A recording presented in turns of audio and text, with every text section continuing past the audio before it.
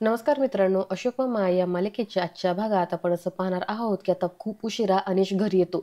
भैरवी त्याला विचारते की कुठे गेला होतास आणि असे तुझे कोणते मित्र आहेत जे मला माहिती नाही आहेत आणि मी किती तुला फोन ट्राय करत होते, तू फोन का उचलत नव्हतास? अनिश म्हणतो की मला बोलायचं नव्हतं तुझ्याशी. भैरवी म्हणते हे असं आधी आपल्यात नव्हतं अनिश. आपल्यामध्ये कितीही वाद असला तरी सुद्धा आपण एकमेकांसोबत बोलत होतो. असा तू तडकाफडकी निघून जात नव्हतास अनिश.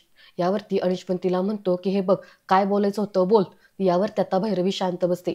अनिश म्हणतो ठीक आहे, नाही बोलायचं ना तुला, मी झोपतो. पुढे आता यांच्यामध्ये पैशाचा विषय निघतो. त्यावेळेस अनिश भैरवीला म्हणतो की हे बघ, आतापर्यंत मला कळत नव्हतं पैसे कसे कमवायचे, पण आता मला चांगलंच कळतंय. समजलं, तू काही काळजी करू नकोस. असं म्हणत आता अनिश झोपून घेतो. त्यानंतर आता दुसऱ्या दिवशी सकाळी ईशान चिडलेला असतो आणि तो म्हणतो की मला नाही जायचंय शाळेत. इरा त्याला म्हणते की अरे आजोबांनी सांगितलंय ना म्हणून जायचंय. तर ईशान म्हणतो का, ते पण कधीतरी ऑफिसला सुट्टी घेतातच ना, मग आज आपण घेतली तर काय हरकत आहे? यावरती संयमी म्हणते अरे पण आज शाळा बुडून कशी चालेल, आज तर ड्रॉइंगचा पण पिरियड आहे ना. ईशान म्हणतो नाही, मला तरी नाही जायचं शाळेमध्ये कारण की मला खूप भूक लागली. इरा म्हणते की आज आपण कॅन्टीनमध्ये खाऊ. ईशान म्हणतो नको, परत त्यावरून आजोबा आपल्याला बडबड करतील. तेवढ्यात अशोक मामा येतात. आता त्यांना पाहताच हे तिघजण अशोक मामांच्या जवळ जातात. अशोक मामा ओरडतात आणि म्हणतात हे काय, अजून तुम्ही शाळेत जायची तयारी केली नाहीये? ईशान म्हणतो की अहो आजोबा, शाळेत जाण्यासाठी आधी आम्हाला नाश्ता नको का? अशोक मामा म्हणतात का, माऊ कुठं गेलीये? संयमी सांगते तिचं जरा डोकं दुखतंय म्हणून ती झोपलीये. अशोक मामा म्हणतात आणि ते दोघं जण राहू घे तू. तर ईशान म्हणतो की ते बसलेत आतमध्ये. तर अशोक मामा म्हणतात जा जा, तू पहिल्यांदा आंघोळ करून घे, नाश्त्याचं मी बघतो. असं म्हटल्यावरती आता ईशान तिथून पळतो आणि आंघोळ करायला निघून जातो. पुढे अशोक मामा संयमीला म्हणतात की संयमी, आज तू कॅन्टीनमध्ये खा काहीतरी. असं म्हटल्यावरती आता संयमी सुद्धा कॉलेजला निघून जाते. पुढे आता अशोक मामा आणि इरा दोघं जण किचनमध्ये येतात. तर किचनमध्ये राधाबाईनी आणि केशवभाऊ मस्तपैकी चहा आणि टोस्ट खात असतात. अशोक मामा त्यांच्याकडे रागाने बघतात आणि म्हणतात हे काय, पोरांना उपाशी ठेवून तुम्ही मात्र मस्तपैकी चहा आणि टोस्ट खातायत. आता याच्यावरती केशवभाऊ नाटक करत म्हणतात ते काय ना भाऊजी, जरा थकल्यासारखं वाटलं होतं ना. अशोक मामा म्हणतात हो का, थकल्यासारखं वाटलंय का?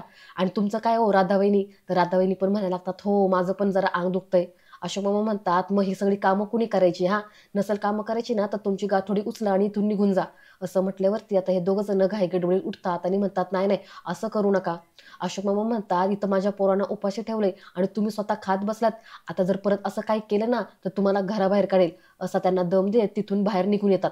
आता बाहेर आल्यावरती इरा आणि अशोक मामा जरा हसायला लागतात. इकडे आतमध्ये हे दोघं जण फार वैतागलेले असतात. तर केशवभाऊ म्हणतात ए चल, तू काम करून घे बरं. राधाबाईंनी म्हणतात नाही नाही, माझं पण दुखतंय, तुम्ही हे चहाचे कप उचला आणि तुम्ही करा. असं म्हणून हे दोघं जण एकमेकांवरती चिडचिड करत असतात. त्यानंतर आता राधावहिनी आणि किशाभाऊ फरशी पुसून घ्यायचं नाटक करायला लागतात. किशाभाऊ भैरवीला ऐकू जाईल असं मोठ्या आवाजात म्हणू लागतात की ए नीट पुसून घे ग, कडकडं पुसून घे, नाहीतर भाऊजी परत आपल्यावरती ओरडतील.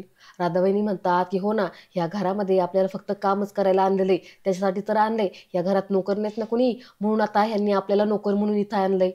भैरवी बाहेर येते आणि म्हणते की एक मिनिटं, तुम्हाला कुणी नोकर म्हटलेलं नाहीये. किशाभाऊ म्हणतात अगं तू नाही म्हटलीस, पण भाऊजी मला म्हटलेत ना की मी या घरचा घरगडी आहे म्हणून. तर पुढे राधाबाईंनी म्हणायला लागतात सगळं आम्हालाच करायला लागते, किती करायचं, माझं पण अंग थकतं, मी पण दमतेच ना.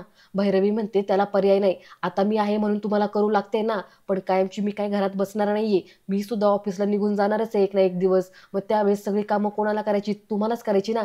त्यामुळं तुम्ही करायला सुरुवात करा आणि त्याची तुम्ही सवय पण ठेवा. पुढे आता भैरवी निघायला लागते. राधाबाईंनी तिला अडवतात आणि म्हणतात की आता कुठे चाललीस? भैरवी म्हणते मी जरा आईकडे जाऊन येते. राधाबाईंनी म्हणतात की परत? भैरवी म्हणते का, तुम्हाला काही प्रॉब्लेम आहे का? राधाबाईंनी म्हणतात नाही, असं सारखं सारखं माहेरी जाऊ नये, चांगलं नसतं ते.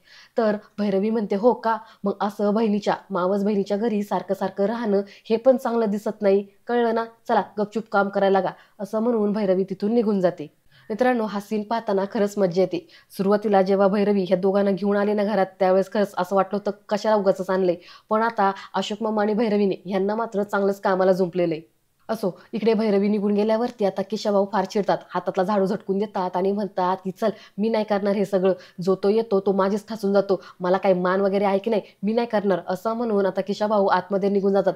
राधाबाईंनी म्हणतात मग काय सगळी कामं मी एकटीनेच करायची का? मी पण नाही करणार. असं म्हणून त्याही झाडू टाकतात आणि तोंड वाकडं करतात. त्यानंतर इकडे आता अनिश त्याच माणसाला परत जाऊन भेटतो, ज्याने त्याला आधी 1,00,000 वरती चांगल्या टक्क्याचं व्याज दिलेलं असतं. आता अनिश त्याला 2,00,000 रुपये देतो आणि म्हणतो की या बदल्यात मला चांगल्या टक्क्यांनी व्याज द्या. आता हा माणूस अनिशला म्हणतो की 2 लाख रुपये काहीच नाहीये, मी तर करोडांची उलाढाल करतो. तुम्हाला सांगतो 5 लाखाची चांगली स्कीम आहे. तुम्ही जर 5 लाख रुपये इन्व्हेस्ट केले तर तुम्हाला खूप चांगल्या पद्धतीचा मोबदला मिळेल. आता हे ऐकल्यावरती अनिशला जरा भुरळ पडते आणि तो विचार करू लागतो. त्यानंतर आता इकडे तुषार ईश्वर काकांना म्हणतो की बाबा, मी डॉक्टरांची अपॉइंटमेंट घेतली, आपल्याला ट्रीटमेंटसाठी जायचंय. तर ईश्वर काका म्हणतात की अरे ट्रीटमेंटची काय गरज आहे, हे बघ किती खर्च येणार आहे ते मला आधी सांग. सुरुवातीला तुषार खर्च किती येणार आहे ते सांगायला तयारच नसतो. ईश्वर काका त्याला खूप फोर्स करतात आणि म्हणतात की हे बघ, किती खर्च येणार आहे ते मला आधी सांग, तरच मी ट्रीटमेंट करेल. तुषार सांगतो की साधारण 5 लाख रुपये येतील खर्च. आता हे ऐकल्यावरती ईश्वर काकांना जरा धक्काच बसतो. ते म्हणतात नाही नाही, ह्याची खरंच काही गरज नाहीये, मी माझी एक्सरसाइज करतोय ना, अरे खरंच ट्रीटमेंटची गरज नाहीये. तुषार म्हणतो की हे बघा बाबा, मी ठरवलंय ना आता की तुम्हाला सगळ्यात चांगलीतली चांगली ट्रीटमेंट देणार आहे, तुम्ही खरंच पैशाची काही काळजी करू नका. ईश्वर काका म्हणतात हे बघ, तू काही पैशांची अरेंजमेंट करू नकोस, माझी एखादी एफडी असेल ना ती मी मोडतो. तुषार म्हणतो की बाबा खरंच तसं काही नाहीये, पैशांचा खरंच प्रॉब्लेम नाहीये, प्रॉब्लेम तर आता दुसराच झालेला आहे. ईश्वर काका म्हणतात कसला प्रॉब्लेम झालाय. तुषार म्हणतो की पैसे आहेत माझ्याकडे, मग प्रॉब्लेम असा झाला आहे की मला दिल्लीला कॉन्फरन्स मिटिंगसाठी जावं लागणार आहे, मग तुमच्यासोबत कोण येईल. यावरती ईश्वर काका म्हणतात की हे बघ मग नको ही ट्रीटमेंट. तुषार म्हणतो नाही नाही, काही केलं तरी तुम्ही ट्रीटमेंट घ्यायचीच आहे. पुढे ईश्वर काका म्हणतात बरं मी रियांशला विचारतो. तुषार म्हणतो की नको, त्याचं एक्झिबिशन आहे त्यामुळे त्यालाही टाईम नसणार आहे. पुढे आता तुषार 2 मिनिटं विचार करतो आणि म्हणतो अरे खरंच की अशोक काका आहेत ना, मी अशोक काकांना सांगतो, ते येतील तुमच्यासोबत. ते आले तर ते तुमच्यासोबत डॉक्टरांशी नीट बोलतील पण, आणि 5 लाख रुपये सुद्धा नीट सांभाळून ठेवतील. खरंच काळजी करायचं काही कारण नाही, मी आत्ताच अशोक काकांशी बोलून घेतो. तर इकडे आता सोसायटी खाली देसाई, तोरणे आणि जनार्दन हे तिघजण गप्पा मारत असतात. तेवढ्यात अशोक मामा येतात. आता त्यांना पाहताच हे तिघजण त्यांना अडवतात आणि म्हणतात की काय अशोक माजगावकर, कुठे तुम्ही. तर अशोक मामा म्हणतात चला, आलं ना कुठून की हे समोर उभे असतातच, तुम्हाला काही कामधंदे नाही आहेत का. तर देसाई म्हणतात आहेत कामधंदे, पण सोसायटीतील पण कामधंदे करावेच लागतात ना. पुढे आता देसाई म्हणतात काय ना माजगावकर, अहो आता परत एकदा इलेक्शन होणार आहे सोसायटीचं, काय मग तुम्ही होता का सेक्रेटरी. अशोक मामा म्हणतात कसं आहे ना, मी अजून नोकरी करतो त्यामुळं मला वेळ नाहीये, पण जर मला वेळ असताना तर मी नक्कीच सेक्रेटरी झालो असतो आणि तुमचे सगळ्यांचे टवाळके जे आहेत ना ते धंदे बंद केले असते. तर जनार्दन म्हणतो की बरोबर बाद झालं, आता हे मेन विषयाला बोलूया, गणेश उत्सव जवळ येतोय त्यामुळं त्याच्या खर्चाबाबत बोलायचंय. देसाई म्हणतात की हे बघा माजगावकर, सोसायटीत आधीच रिपेअरिंगसाठी भरपूर खर्च झालाय, आता हा उत्सव येतोय त्यासाठी पैशांचं मॅनेजमेंट होत नाहीये. अशोक मामा म्हणतात मग मी काय करायचं, मी काही 1 रुपया वाढून देणार नाही. तर तोरणे म्हणतात की मग तुमचा मुलगा आहे ना अनिश, त्याला सांगा, त्याला काहीतरी मदत करायला सांगा. तर देसाई म्हणतात नको नको, अहो अनिश तर यांच्यापेक्षा जास्त चिडतो, तो तर 1 नंबरचा चिडका, तो तर 1 रुपया द्यायचा नाही. अशोक मामा म्हणतात की हे बघा माझ्या मुलाबद्दल असं काही बोलू नका. देसाई म्हणतात हो ना, आधीच त्याचे पैसे बुडालेत, तो कसला पैसे देतोय. अशोक मामा जरा चिडूनच म्हणतात की हे बघा माझ्या मुलाबद्दल असलं काही बोलू नका, झाली त्याच्याकडून चूक, पण त्याचं मन एकदम साफ आहे, माझा मुलगा खूप चांगला आहे, असं म्हणून तिथून निघून जातात. तर इकडे आता घरी ईशान, राधावहिनी आणि केशवभाऊ यांच्यासोबत जरा वाद घालत असतो. अशोक मामा पुढे येतात आणि विचारतात की काय झालंय. ईशान सांगतो की आजोबा हे पहा ना, ह्यांनी माझे कपडेच धुतले नाहीयेत, हा शर्ट 10 दिवस झाले धुतलाच नाहीये, यातनं खूप वास येतोय. अशोक मामा आता राधावहिनी आणि केशवभाऊंना ओरडतात आणि म्हणतात की काय झालं होतं तुम्हाला कपडे धुवायला, घरातली सगळी कामं तुम्हाला करायची सांगितलं होतं ना. तर आता केशवभाऊ मोठ्या आवाजात म्हणतात की 1 मिनिट भाऊजी, आम्ही घरगडी असलो म्हणून काय झालं, आमची पण एक युनियन आहे. अशोक मामा म्हणतात की अच्छा तुमची पण युनियन आहे का. तर केशवभाऊ म्हणतात की हो, आम्ही एवढं दिवसभर मरमर काम करतो, त्या बदल्यात आम्हाला काय मिळतं, आम्हाला पगार तरी मिळतो का. अशोक मामा हसतात आणि म्हणतात अच्छा तुम्हाला पगार पाहिजे का, बरं चला देतो पगार, 10,000 देतो. आता हे असं ऐकल्यावरती राधावहिनी आणि केशवभाऊ फार खुश होतात. ते म्हणतात हो हो चालेल चालेल.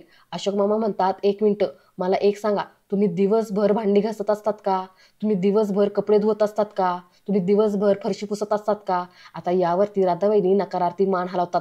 अशोक मामा म्हणतात बर मग आता तुम्ही या घरामध्ये राहतात, या घरामध्ये तुमचा खायचा प्यायचा खर्च हा सगळा धरून ते सगळे जर तुमच्या 10,000 कट केले तर खाली फक्त 1,000 रुपये राहतात. आता हे म्हटल्यावरती ह्या दोघांचे चेहरे पडतात. आणि मित्रांनो आजचा भाग इथेच संपतो. आता उद्याच्या भागात आपण असं पाहणार आहोत की तुषार अशोक मामांना म्हणतो की मला मीटिंगसाठी दिल्लीला जावं लागणार आहे, त्यासाठी तुम्ही बाबांना घेऊन हॉस्पिटलला जाल का, पण त्यासोबत तुम्हाला 5 लाख रुपये कॅश पण घेऊन जावी लागेल. यावरती अशोक मामा म्हणतात बरं ठीक आहे, काही हरकत नाही, मी घेऊन जाईल आणि 5 लाख रुपये सुद्धा नीट व्यवस्थित नेईल. त्यानंतर इकडे घरी येऊन अशोक मामा अनिशला सांगतात की हे बघ, मला उद्या ईश्वरला डॉक्टरांकडे घेऊन जायचे, सोबत 5 लाख रुपये घेऊन जायचे, हे मी तुला आत्ताच कानावरती घालून ठेवते, नाहीतर परत म्हणशील की तुला सांगितलं नाही. असं म्हणून अशोक मामा तिथून निघून जातात. अनिश मात्र मनातल्या मनात फार खुश होतो. तर आता उद्याच्या भागात आपल्याला असं पाहायला मिळणार आहे की अनिश आता परत अशोक मामांचे पैसे चोरतो की काय. असो, आजचा भाग तुम्हाला कसा वाटला ते मला कमेंटद्वारे नक्की कळवा आणि पुढील भाग पाहण्यासाठी चॅनलला सबस्क्राईब करा. धन्यवाद.